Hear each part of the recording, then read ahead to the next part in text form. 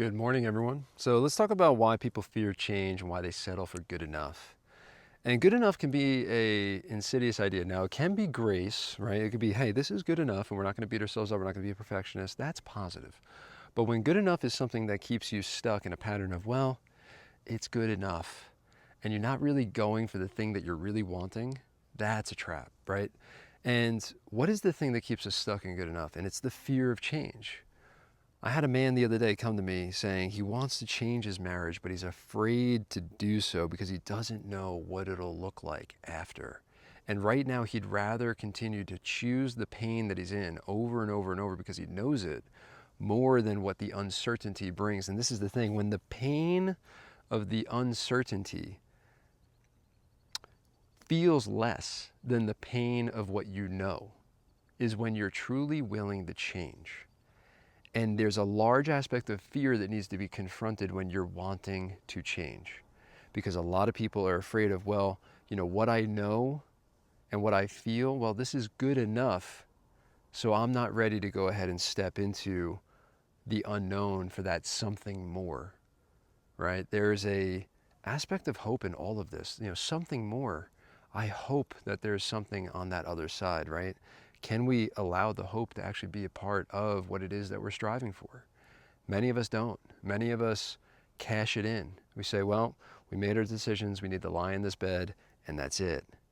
So how do we actually get out of the cycle of being full of fear? And I think it has to be related to how we're willing to show up for ourselves. The more we can show up in our true self and more we can show up in our full power, the more willing you're going to be to go ahead and chase that calling, right? So if you can reclaim your truth and realize your power, then you go ahead and chase your calling. So there is a little bit of a stepwise process. It's not that it's a one size fits all. There isn't a prescription here, but it's a journey of helping you get back to you. And as we help you get back to you, we help you show up more powerfully in the world. The world experiences the real you. It doesn't experience the false you. And then all of a sudden, you've got more and more willingness to go ahead and step into that calling, that thing that you've always had as a little idea or kernel kind of floating around in your head and your heart, but you've been afraid to act on it because what are people going to think? Right? Me as a dentist, it was pretty obvious I was supposed to be a dentist, right? Like, my dad was a dentist. I grew up wanting to be a surgeon. Everyone knew that I was going to be something in medicine. It was an expectation, so I had to live up to that. Yet for me to step out of that now and to not be a clinical dentist anymore and to be out of the role of what people expected of me, now they're having to reorient the way they relate to me. They don't know how to talk to me. They don't know how to approach me. They're confused.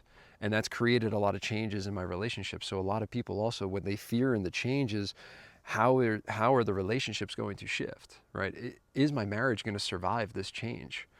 One of the things that holds couples back is that they get stuck in a rut where neither one of them is truly growing because they're afraid of taking the lead because they don't know what's going to happen to the partner. They don't know what's going to happen in the relationship. They don't want to be the reason why their relationship doesn't last. But if your relationship cannot handle you growing as an individual, then it's not the right relationship. The right relationship is one that creates a season for all aspects of you, right? So there will be different seasons and different versions of you, yet your love continues to grow and multiply over time. That's one of the secret sauces of a relationship, where you continually evolve together, yet you have a shared vision together that you go ahead and develop over time, and you're working toward a common goal.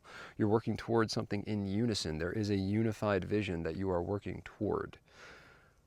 In order to reach that vision, though, you may need to become new people.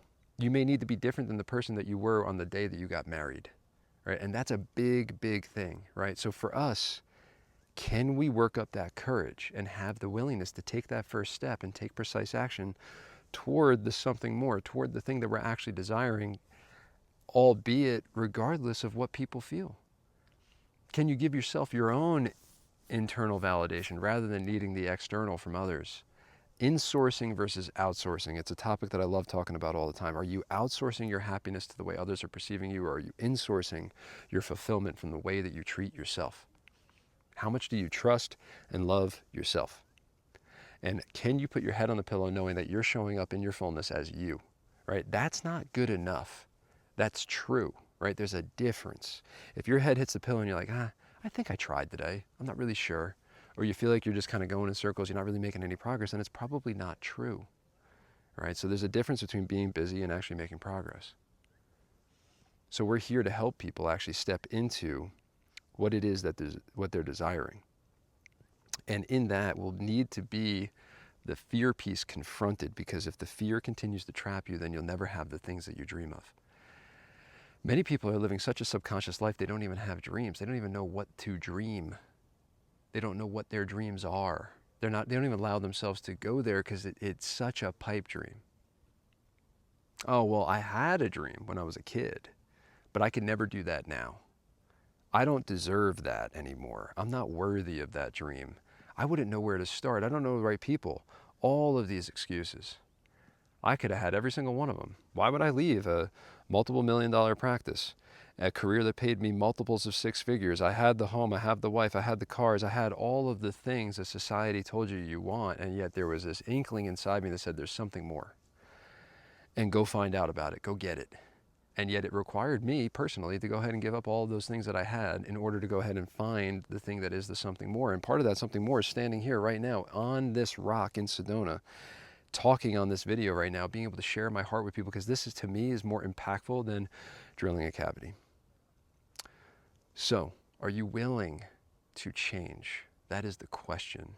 And how much fear is stopping you? How much is the idea of good enough preventing you from actually taking that first step? But if you can take the first step, and the first step might be actually just talking to somebody. It might be journaling on your own. It might be actually allowing yourself to admit these things to yourself. It could be that easy. It could be that simple. Literally take out a piece of paper and a pen and write down what it is that you've been afraid to say out loud. Write it down. And if you are willing to write it down, then start speaking it. Start speaking truth into it. Share it. Tell someone else. Allow them to hold you accountable. These types of things. When you allow that inner world to be seen by another, you're giving them a gift. And you're giving yourself a gift. This is how we create impact. This is how we inspire others. This is how we lead ourselves. And in leading ourselves, we will lead our families. We will lead our coworkers. We will lead our teams. We will lead our friends. This is how we shift the world. So men, if you're listening to this and you're curious about wanting to confront that fear piece, it can be as simple as writing it down on a piece of paper of what it is that you're afraid of, what it is that you are not, what it is that you want to be, and what it is that you are ready to step into. You do those things, and you'll have that much more direction and clarity on where it is you want to go. And once you have that clarity, you have a direction and you have a way. You can follow a trajectory. You don't have to know the how, but as long as you have a way that you can go ahead and pursue that, then it will go ahead and create more inner alignment than you've ever experienced. And as the universe comes online with the alignment that's being cultivated, things will conspire for you. And all of a sudden, something that seemed like a pipe dream 2 years ago, you're standing in the reality of. I was sitting in my sauna 2 years ago saying, I'm dreaming of living in Sedona. Now here I am. I didn't know the how. I didn't know the process from which I would go from there to here, yet now here I am. And now it's time for the dreams to expand, the dreams to get bigger, because I realized the dream. No different than when I got to dental school. I followed the process. I followed the playbook. Yet sometimes there isn't a playbook for life. And sometimes life's going to go left and right, and it's not going to feel like it's going straight, and you're going to say, what is going on? It might even feel like it's going down. And it's in those down moments that we learn the most about ourselves. We also learn about our support system. We learn about who's around us. We learn about the people that care about us, right? You learn about the true relationships. And in those true relationships, you see more of a mirror of yourself. You see a reflection of you, right? Because those relationships are a reflection of the way you showed up in them, who you were, right? You might be holding on to relationships from 15 years ago, but that was a different version of you, and now they no longer serve you, so are you willing to let them go? Are you willing to reappropriate with your values? A lot of our values may have dictated decisions for a career that we're in right now, and yet that career is no longer a fit with the values that you hold today, yet you made the decision based on values that you used to hold. So are you willing to reappropriate your values? Are you willing to redefine your life? Are you willing to say, maybe it was true for me then, but it's no longer true for me now? That takes courage. And it takes willingness to take action, right? And it takes faith to be able to kind of sustain all of it, right? I call it the bridge of faith. So anyway, if you are feeling fear and you feel like you are living a life that is just good enough, yet you want something more, there is a way forward, and it starts with you. It starts with you tapping into your heart. It starts with you being willing to admit these things to yourself. It starts with you being able to write it down and maybe share it with another. And as you do that, you can go ahead and move forward and move forward and move forward, and you can have progress toward the dream that it is that you want to live, yet in the process, you will not miss the life that you live today, right? That's a big piece, is the presence that you cultivate now is going to impact the future of later. One thing that came through for me when I was in Portugal that is a little token that you may or may not appreciate is all that was is no more, all that is, and all that will be is for me, right? So it's a mantra that I say for myself where I'm no longer who I was when I was 30 years old, yet I'm bringing aspects of that forward, right? And that's okay. And then I'm right here today. And then whatever it is that transpires in the future, I know it's happening for me.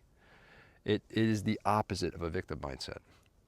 It is the opposite. I could be sitting and crying about, oh, Miles, you did this, you did that. Why'd you do that? You had everything. But it's like, no, everything that's happening right now is for me. This is to help me clarify and gain direction of exactly where it is that I'm wanting to go and who I'm talking to and how I'm going to impact people, etc. So few thoughts on this sunny morning. So thanks for sharing, or for joining rather, and I'll keep sharing. So excited to see where this journey takes us.